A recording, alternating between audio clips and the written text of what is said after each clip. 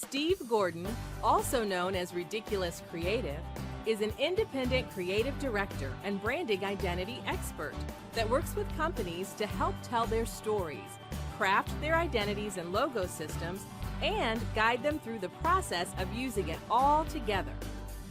I'm purposefully independent so that I can work for studios, agencies, I can work for my own clients, but I felt that working inside of the confines of in-house, which I loved, by the way, it was confining because you couldn't work for, you couldn't really do your job.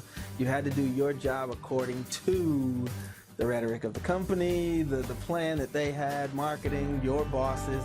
There were so many filters to get through before it was really about what you know or your skills. After working for and learning from others for years, Steve wanted to have more freedom with branding and design. I like puzzles. I like to solve problems. For me, it was never about the art. Art was so subjective that really anyone's interpretation of it is what goes.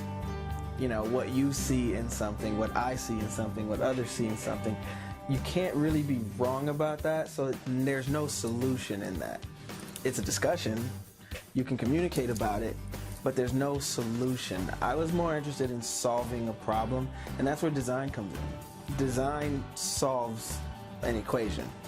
To become the successful entrepreneur he is today, Steve used his ignorance to his advantage.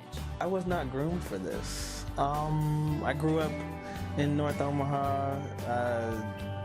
I'm a product of my environment. You know, I'm a hood kid from the projects. I didn't go to business school. I wasn't raised in a family that worked in a Fortune 500 company, and I didn't have the country club friends, and I was not groomed to run a business. That was a huge undertaking to overcome. I think ignorance was bliss in that case, because had I known or seen that, I would have thought I wasn't equipped for it. Because again, being a product of your environment, you're not taught those things. So if you're aware that you weren't taught those things, then you immediately go, hey, that's not for me. I probably shouldn't try that. So I'm glad I was ignorant to that because I was absolutely not groomed to run a business. Unlike others, Steve recommends aspiring entrepreneurs take a realistic approach about fear. Most people would say fearless. I go the other way. Be fearful.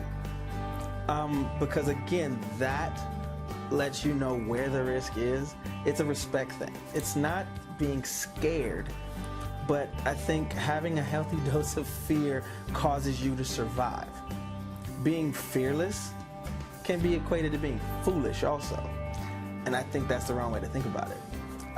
So I think a modicum of fear in a healthy sense is what activates our fight or flight syndrome. It's what makes us survive. We are afraid to fail. We are afraid to die. We're afraid to fall flat. So we hustle, we work, adrenaline starts to pump. A healthy dose of fear is exactly what we need to activate everything.